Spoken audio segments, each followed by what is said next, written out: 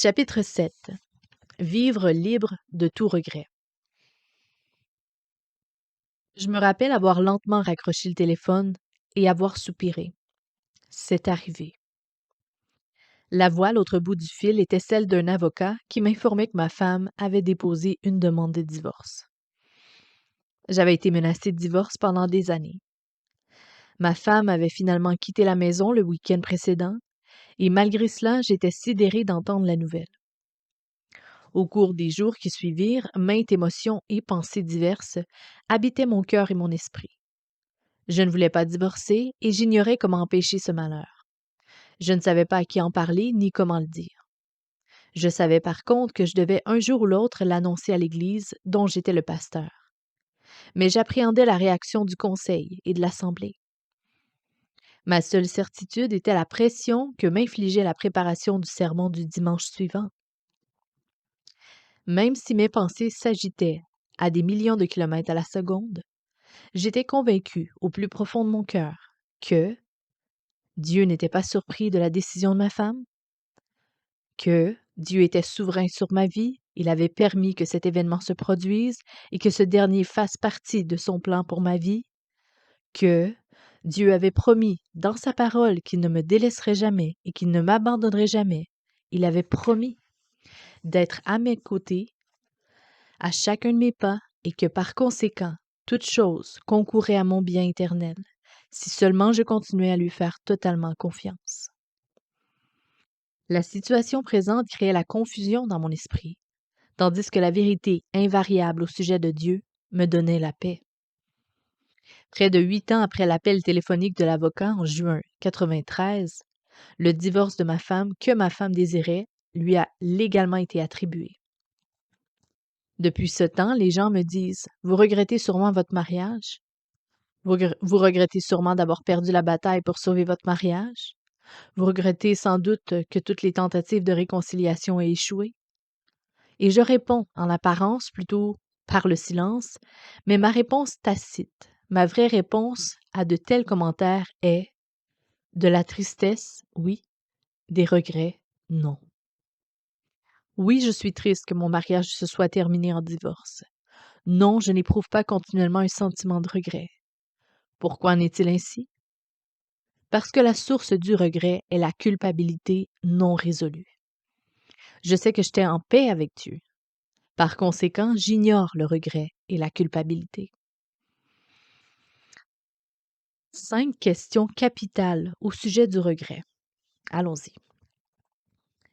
Toute personne qui éprouve du regret par rapport à son passé devrait se poser les 5 questions suivantes. La première. Aurais-je pu faire quelque chose de plus? Dans une situation, une personne peut généralement faire ou ne pas faire plusieurs choses. Si la situation implique une autre personne, les possibilités se compliquent. Chacun d'entre nous doit relever un défi concernant le regret, déterminer ce qui se situait dans les limites de notre responsabilité et de notre pouvoir, de notre capacité et de nos choix.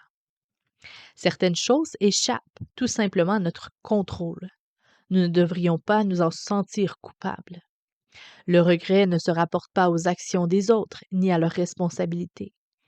Il se concentre que sur ce que nous pouvons personnellement diriger, influencer ou choisir.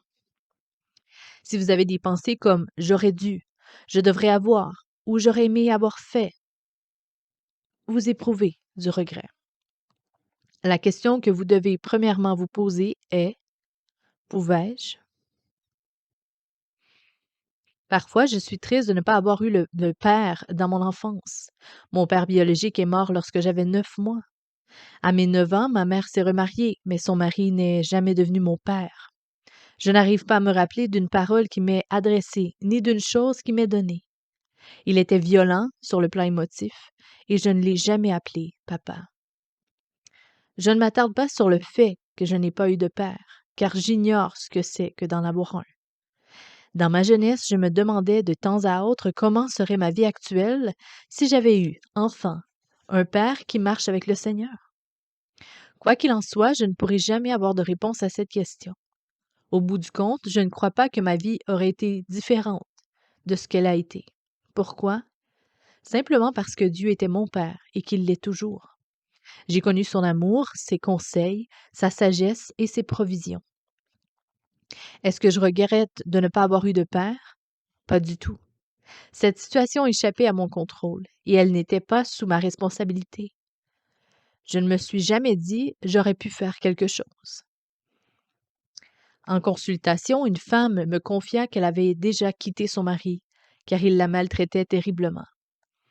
Elle retourna vivre avec lui quelque temps plus tard, et elle me dit qu'elle n'aurait jamais dû y retourner et qu'elle regrettait de l'avoir fait. Il ne la battait plus, mais il usait toujours de violence psychologique envers elle, et la situation empirait avec le temps.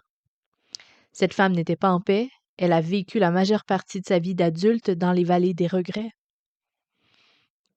Aurait-elle pu, à un moment ou à un autre, poser des actions pour échapper à cette situation dangereuse? Oui. Aurait-elle pu le quitter s'il refusait de suivre une thérapie ou s'il demeurait violent? Oui.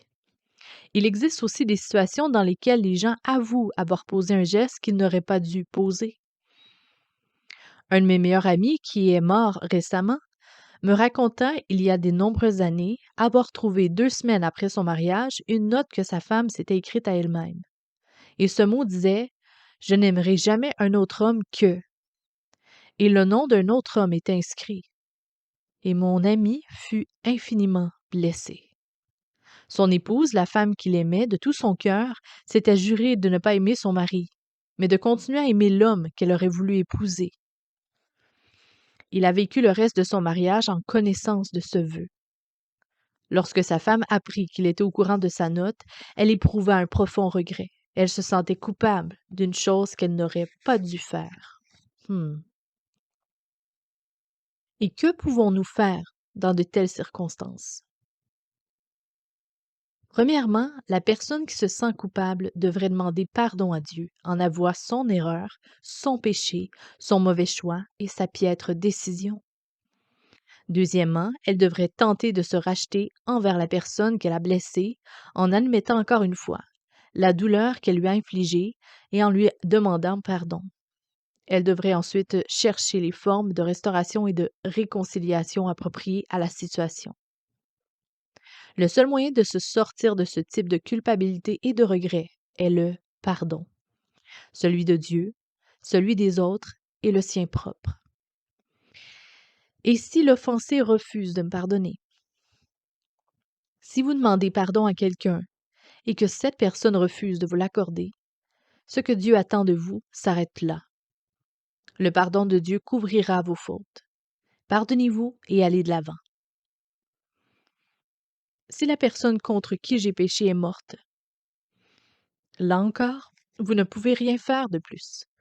Vous n'avez besoin que du pardon de Dieu et recevez-le et faites-vous grâce à vous-même. Question numéro 2. Ai-je manqué de confiance envers Dieu? Ma mère a regretté d'avoir épousé mon beau-père depuis le jour de leur mariage jusqu'à ce qu'elle meure 47 ans plus tard. Elle n'a pas connu la paix dans son mariage puisqu'elle regrettait profondément sa décision. La raison principale qui poussa ma mère à se remarier était de me donner un modèle masculin. La seconde raison qu'elle m'a donnée était son besoin de soutien financier. Plus tard, elle m'avoua qu'elle aurait dû faire confiance à Dieu dans ces deux domaines.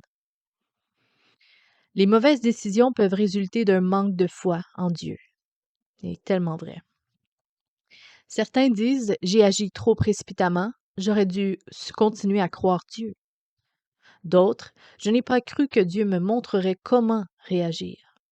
Et d'autres encore « je n'étais pas certain que Dieu pourvoirait réellement à mon besoin ». Les regrets de plusieurs viennent de leur manque de courage, leur manque de force, leur manque de fermeté, leur manque de détermination et surtout de leur manque de confiance en la provision de Dieu. Si vous avez fait confiance à Dieu du mieux que vous le pouviez, ne vous sentez pas coupable. Mettez de côté la culpabilité que vous ressentez. Elle est fausse. Si vous n'avez pas mis votre foi en Dieu et que vous avez pris les choses en main, si vous avez pris des décisions précipitées ou si vous avez désobéi au commandement de Dieu, demandez-lui pardon. Question numéro 3 à se poser. Ai-je péché? Le psaume 34, verset 14, nous donne une double recommandation. Elle va comme suit. Éloigne-toi du mal et fais le bien. Recherche et poursuis la paix.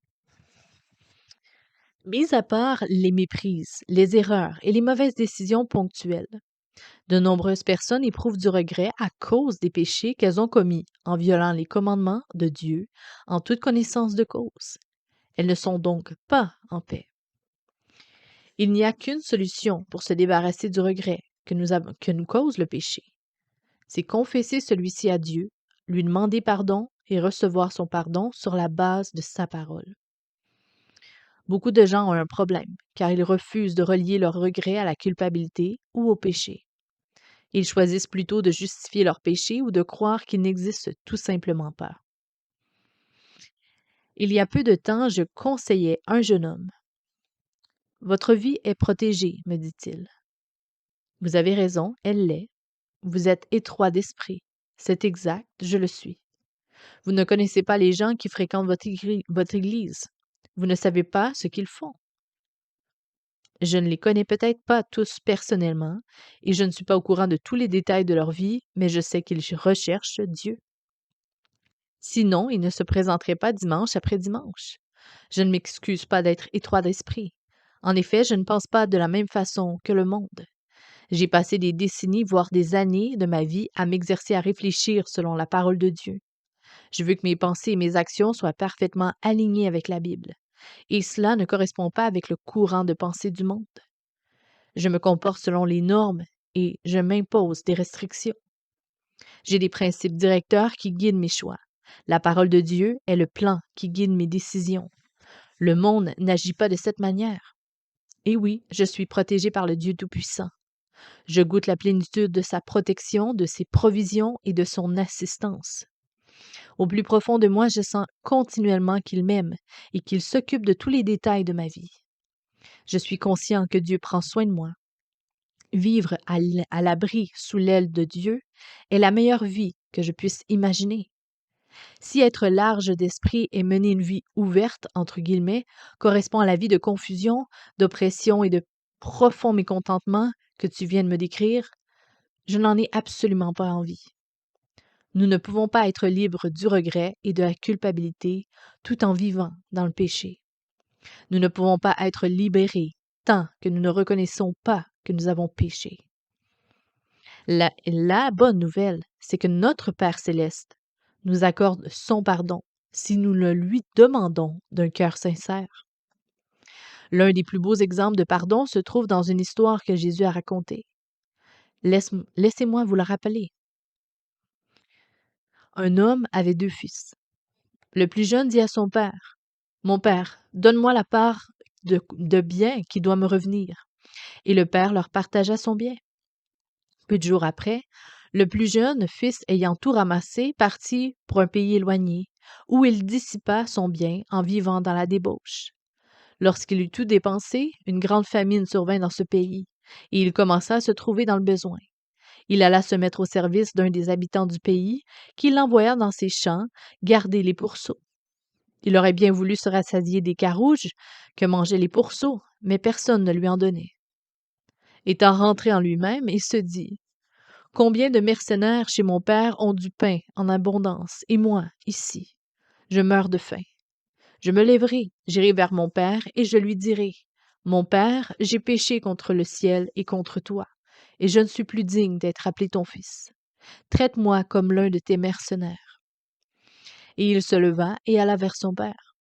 Comme il était encore loin, son père le vit et fut ému de compassion. Il courut se jeter à son cou et le baisa. Le fils lui dit: « Mon père, j'ai péché contre le ciel et contre toi. Je ne suis plus digne d'être appelé ton fils. » Mais le père dit à ses serviteurs: « Apportez vite la plus belle robe et l'en revêtez. Mettez-lui un anneau au doigt et des souliers aux pieds. Amenez le veau gras et tuez-le. Mangeons et réjouissons-nous, car mon fils que voici était mort, et il est revenu à la vie. Il était perdu et il s'est retrouvé. Et ils commencèrent à se réjouir. » peux lire la parabole dans Luc 15, versets 11 à 24.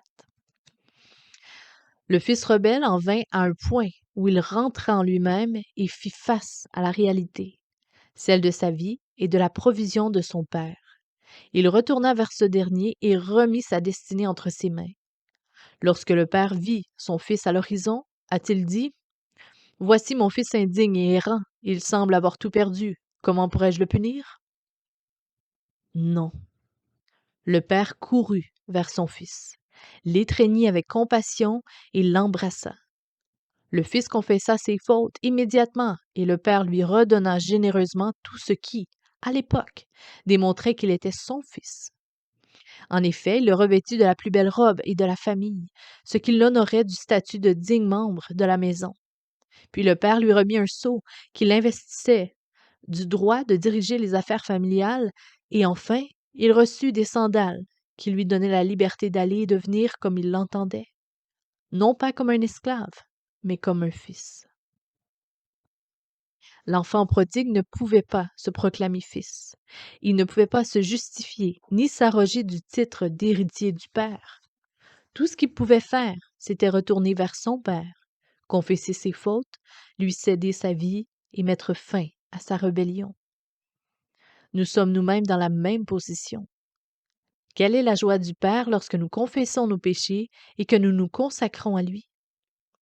Il court vers nous, déverse sur nous sa compassion et sa miséricorde, et puis nous étreint de son amour.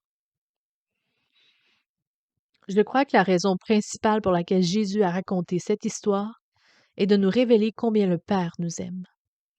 Il nous l'a dit afin que nous mesurions la joie et le bonheur immense du Père lorsque nous lui remettons notre vie et qu'il nous offre en retour toutes les bénédictions qu'il a préparées pour nous. Si nous nous repentons, le Père nous pardonne. Si nous lui consacrons totalement notre vie, il nous donne la plénitude de sa vie.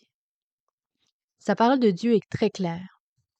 Si nous confessons nos péchés, il est fidèle et juste pour nous les pardonner et pour nous purifier de toute iniquité. 1 Jean 1, verset 9. Si vous avez péché et que vous avez besoin du pardon, je vous encourage à faire votre prière, et la prière de David. Nous les lisons en Psaume 51, versets 3, 4, 9, 10, 12, 14. Ça va comme suit. Ô Dieu, aie pitié de moi dans ta bonté. Selon ta grande miséricorde, efface mes transgressions. Lave-moi complètement de mon iniquité et purifie-moi de mon péché. Purifie-moi avec l'hysope et je serai pur. Lave-moi et je serai plus blanc que la neige. Annonce-moi l'allégresse et la joie. Ô Dieu, crée en moi un cœur pur et renouvelle en moi un esprit bien disposé. Rends-moi la joie de ton salut et qu'un esprit de bonne volonté me soutienne. Amen. Question numéro 4 à se poser. Ai-je pardonné à toutes les personnes impliquées dans la situation au sujet de laquelle j'éprouve du regret, y compris à moi-même? Pour bien des gens, se pardonner à soi-même est l'aspect du pardon le plus difficile. Si Dieu vous a gracié, vous devez vous pardonner aussi et aller de l'avant. Cessez de vous détruire à cause d'une faute que Dieu a déjà effacée. S'il vous a fait grâce, vous devez à votre tour pardonner à toutes les personnes que vous croyez associées à ce péché. Ne vous tourmentez plus à leur sujet, laissez-les poursuivre leur route dans la foi que Dieu s'occupera d'elles à sa façon et en son temps. Si vous revivez sans cesse votre péché et que vous le ressassez, vous ne serez pas en paix. Vous introduirez la négativité dans votre façon de penser et vos nouvelles relations, dans votre entreprise ainsi que dans toute autre situation nouvelle. J'ai rencontré de nombreuses personnes qui se sont remariées presque tout de suite après leur divorce. Elles ont reçu le pardon de Dieu, elles se sont pardonnées à elles-mêmes et ont entrepris une nouvelle relation. Et malgré cela, elles ne pouvaient bannir de leur pensée le souvenir de leur ex-conjoint et les mauvaises expériences qu'elles avaient vécues. Elles n'étaient pas en paix, puisqu'elles ne s'étaient pas réellement pardonnées à elles-mêmes ni à leur ex-conjoint. Par conséquent, leur nouvelle relation était pénible car ces personnes devaient composer avec leur culpabilité, leur honte et leur souffrance du passé. Le même principe s'applique aux personnes qui ont connu une faillite d'entreprise, qui incluait de la fraude, du vol et des détournements de fonds. Dans certains cas, ces personnes ne songent pas à demander pardon à Dieu pour ce type de péché. Dans d'autres cas, elles ressassent leurs fautes à un point tel qu'elles n'ont plus d'énergie à consacrer à leur nouvel emploi, à leur nouvelle carrière ou à leur nouvelle entreprise. Si Dieu vous a pardonné, faites de même envers les autres et vous-même. Puis soyez attentifs aux occasions qu'il a préparées pour vous.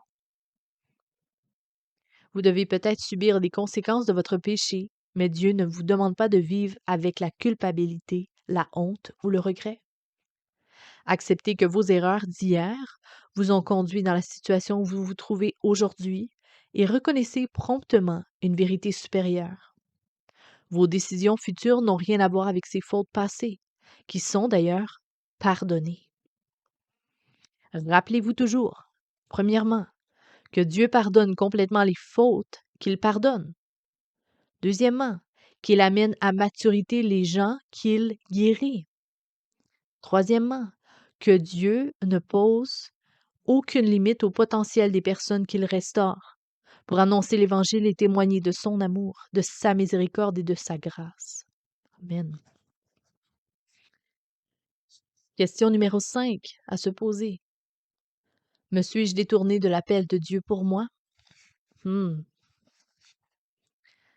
Récemment, j'ai entendu parler d'une femme qui croyait fermement que Dieu l'avait appelée à du travail missionnaire dans le sud-est asiatique à l'âge de 23 ans. Elle étudiait, se préparait à devenir missionnaire lorsqu'elle rencontra un entrepreneur en bâtiment qui n'avait pas le même appel qu'elle. Il croyait plutôt que le Seigneur l'appelait à être un homme d'affaires qui, grâce à ses gains, soutiendrait financièrement les missionnaires. La femme en question l'épousa en sachant très bien qu'elle se détournait ainsi de l'appel de Dieu. Elle me confia, je voulais me marier et avoir des enfants. Il était l'homme le plus brillant que je n'avais jamais rencontré, celui qui manifestait le plus Christ. C'était le meilleur. Je n'ai pas laissé passer la chance d'avoir un foyer heureux. Elle regretta sa décision pendant les 25 années qui suivirent, car elle croyait avoir désobéi à Dieu. Elle s'intéressait peu à l'Église et aux projets missionnaires, car elle se sentait coupable et ne voulait pas affronter ses sentiments. Un jour, alors qu'elle avait 48 ans, elle confia à son mari, « Je n'ai pas fait ce que Dieu m'a appelé à faire et je n'ai pas accompli sa volonté. » Il lui répondit qu'il voyait sa tristesse depuis des années, mais qu'il en ignorait la cause. Il lui offrit donc de la soutenir si elle voulait participer à de courts voyages missionnaires, même s'ils duraient jusqu'à 6 mois ou 1 an. Elle jubilait. Elle tentait de se joindre à une organisation missionnaire, puis à une seconde. Comme aucun organisme ne voulait l'envoyer, elle décida de s'acheter un billet d'avion et de se rendre dans un pays de l'Asie du Sud-Est pour y trouver un missionnaire qui voudrait bien de son aide. Elle rentra chez elle 4 mois plus tard déprimée, désillusionnée, en piètre condition physique et extrêmement épuisée, tant émotionnellement que spirituellement. Finalement, un sage pasteur lui dit carrément, « Ce navire a quitté le port. » Il poursuivit en lui disant que Dieu l'avait peut-être appelée à le servir en Asie du Sud-Est, 30 ans plus tôt, mais qu'elle devait se demander à quoi il l'appelait maintenant. Ne vivez pas en regrettant ce qui aurait pu exister, si vous aviez obéi à la volonté spécifique de Dieu pour vous dans le passé. Nous ne pouvons pas retourner en arrière ou retrouver cette occasion. Avouez à Dieu que vous n'avez pas tenu compte de sa volonté. Confessez-lui les désirs égoïstes et orgueilleux qui sont à la source de votre désobéissance. Demandez-lui pardon et priez-le de vous diriger désormais. Ensuite, lorsque Dieu vous révélera ce qu'il attend de vous, aujourd'hui, obéissez-lui. Je connais des pasteurs qui ont abandonné leur fonction dans l'Église et qui ont regretté leur décision. Ils ont presque tout quitté leur assemblée pour des raisons personnelles et non par obéissance à Dieu. Alors que certains ne se sentaient pas appréciés, d'autres ont cru que le changement améliorerait leur situation financière ou leur réputation au sein d'une nouvelle dénomination. Ces motifs ne sont pas de bonnes raisons de changer d'Église. La plupart de ces pasteurs ont été aussi déçus, sinon plus, par leur nouvelle Église que par l'ancienne. La peur de m'écarter de la volonté de Dieu m'a gardé de bien des regrets dans ma vie. Cette crainte n'est pas malsaine ni préjudiciable sur le plan émotionnel. Au contraire, elle est saine, car elle nous pousse à chercher la volonté de Dieu, à l'accomplir et à ne jamais nous en détourner. Mais quelle est la volonté de Dieu, demandez-vous? Dieu veut que vous, premièrement, gardiez ses commandements. Dieu veut que vous suivez ses directives pour savoir où aller, quoi faire et quoi dire. Dieu veut que vous preniez soin des personnes et des choses qu'il vous a confiées. Dieu veut que vous utilisiez les talents et les capacités naturelles dont il vous a dotés. Dieu veut que vous exerciez les dons spirituels qu'il vous a transmis lors de votre conversion. Il est beaucoup plus facile de se tromper en quittant un endroit qu'en y restant. Trop souvent, les gens se désistent de la situation dans laquelle ils se trouvent par ambition personnelle, avidité ou encore par convoitise du pouvoir, de la gloire ou de la reconnaissance. Je ne parle pas ici de situations de violence physique ou émotionnelle. Dans certaines circonstances, il est sage de partir afin d'assurer sa sécurité, sa santé émotionnelle ou son bien-être spirituel. Abandonner un péché, sortir de l'antre de l'iniquité est toujours une bonne chose à faire. Il ne s'agit pas de cela ici, mais plutôt d'abandonner un ministère auquel nous avons été appelés, de quitter un emploi, de laisser tomber notre relation avec un membre de la famille ou une responsabilité familiale. Quand nous quittons sans une directive claire de la part de Dieu, quelque chose qu'il a autorisé et auquel il a pourvu, nous courons un risque de nous éloigner de sa volonté. Au moment où j'ai senti que le Seigneur m'appelait à Atlanta, je ne voulais pas y aller. Je n'avais pas le moindre désir de vivre là-bas, ni d'y être pasteur. En effet, j'étais très heureux à l'église où j'exerçais mon ministère en Floride. J'aimais les gens, la communauté, le climat et les possibilités qui s'offraient à nous. Je suis partie parce que Dieu me montrait clairement que je devais aller à Atlanta. Parfois, je me demande ce qui se serait produit si je ne l'avais pas fait.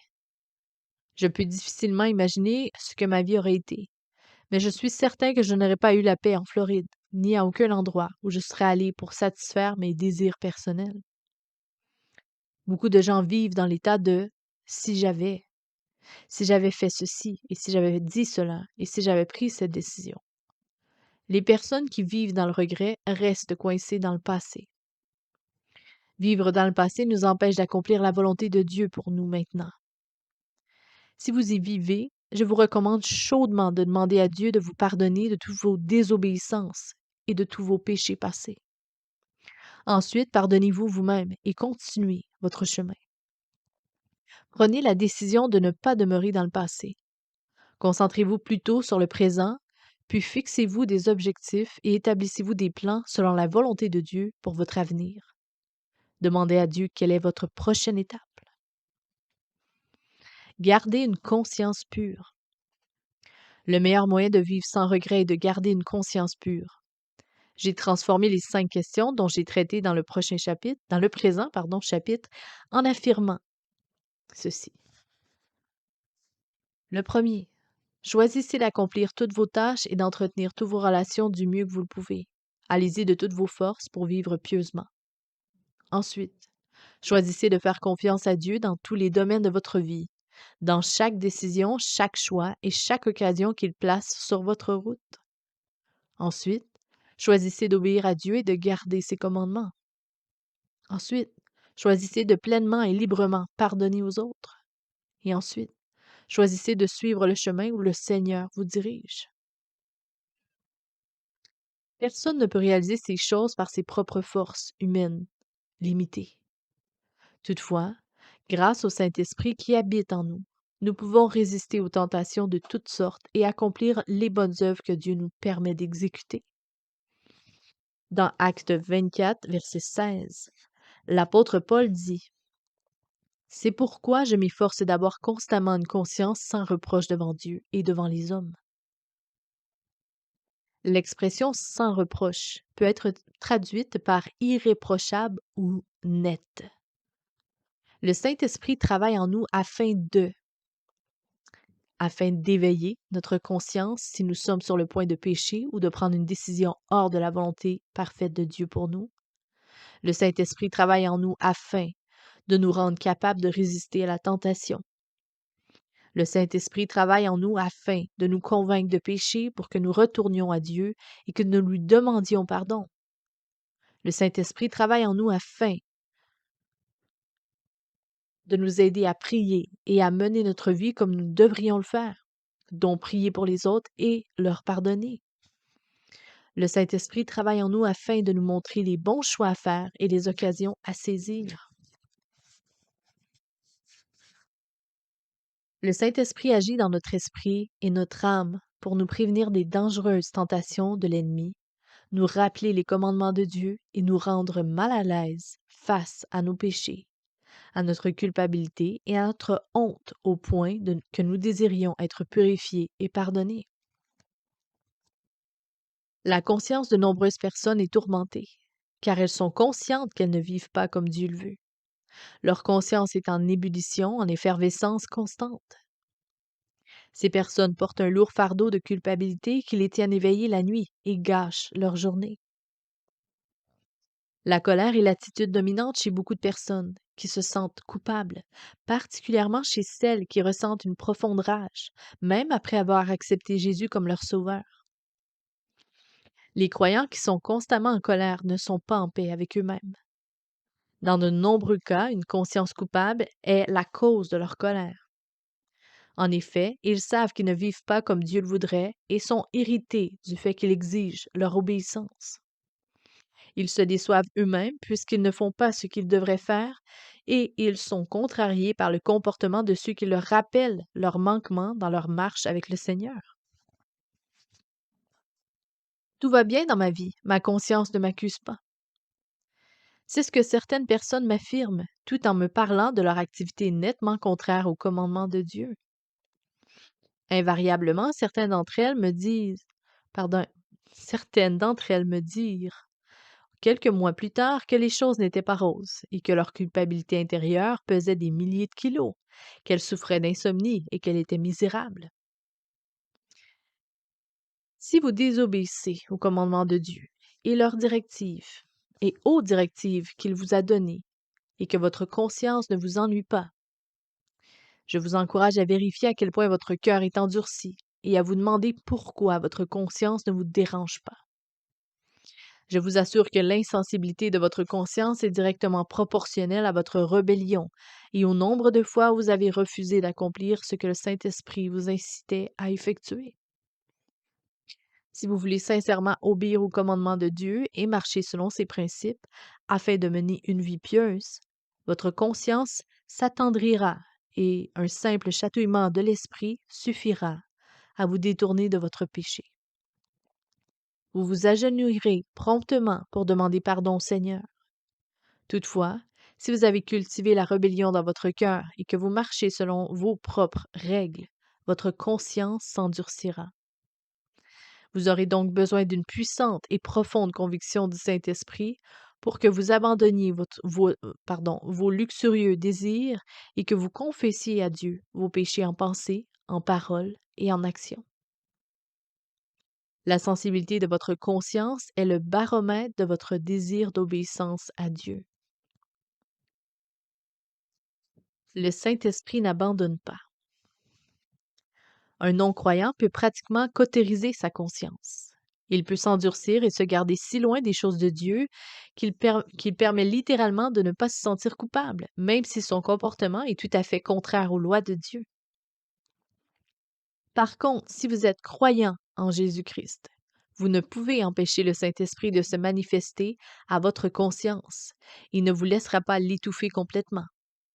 Vous pouvez assourdir les paroles convaincantes qu'il adresse à votre cœur et rester indifférent à ses coups de coude.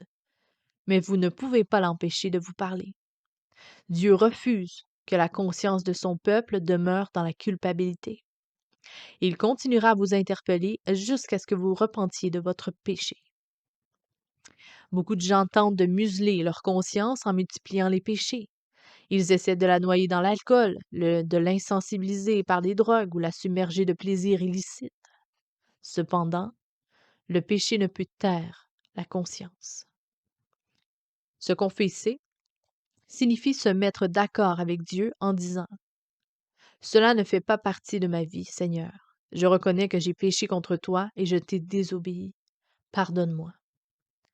La repentance s'exprime ainsi: je me détourne de ce péché car il me vole ma paix, assombrit mon raisonnement et endurcit mon cœur.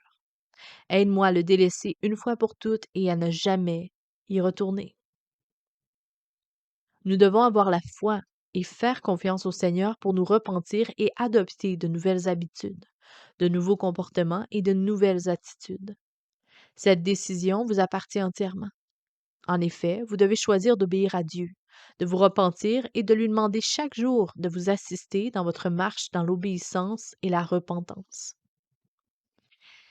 Si vous faites cela, vous n'éprouverez pas de regrets et la paix dominera votre vie. Cherchez activement à connaître le plan de Dieu pour votre vie. J'ai mentionné plusieurs fois dans le présent chapitre que vous devez aller de l'avant après avoir reçu le pardon de Dieu. Cela signifie que vous acceptez le plan de Dieu pour vous et que vous faites de votre mieux pour le réaliser. Vous aurez donc un but bien précis qui vous évite de faire naufrage, d'errer et de gaspiller votre énergie. Ce but est directement lié à la satisfaction que vous ressentez en pensant à la façon dont vous menez votre vie. Dieu a un plan pour votre vie. En Romains 8, verset 28, est un des versets les plus connus de la Bible. Nous savons du reste que toute chose concourt au bien de ceux qui aiment Dieu, de ceux qui sont appelés selon son dessein. Nous nous attardons souvent à la première partie du verset et nous sommes grandement encouragés de savoir que notre Père céleste fait concourir toutes choses, même celles qui semblent négatives ou difficiles, à notre bien. Comme croyants en Jésus-Christ, nous savons que Dieu agira en notre faveur parce que nous l'aimons. Mais observez la seconde partie du verset: de ceux qui sont appelés selon son dessein. Celle-ci nous indique clairement que Dieu a un appel pour chacun d'entre nous. Cependant, pour faire partie de ceux qui sont appelés, nous devons marcher dans cet appel, obéir à Dieu et céder quotidiennement au Saint-Esprit la direction de notre vie. Si nous obéissons réellement au commandement de Dieu et si nous répondons à son appel pour notre vie au meilleur de nos capacités, il s'engage à faire concourir toutes choses à notre bien, les récompenses éternelles et les bénédictions terrestres. Cependant, si nous agissons selon nos propres initiatives, nos caprices et nos désirs, si nous ne cherchons pas le but de Dieu pour nos vies, si nous lui obéissons seulement quand cela nous convient, si nous ne nous soumettons aux directives du Saint-Esprit que dans les situations difficiles, sur quelle base espérons-nous que Dieu agira pour notre avantage éternel? Je suis absolument certain que Dieu vous révélera son but pour votre vie si vous le lui demandez sincèrement, qu'il vous donnera le courage et la capacité de l'accomplir si vous lui faites confiance et qu'il fera concourir toutes choses à votre bien si vous vivez selon son dessein. En agissant ainsi, vous connaîtrez la paix bien davantage.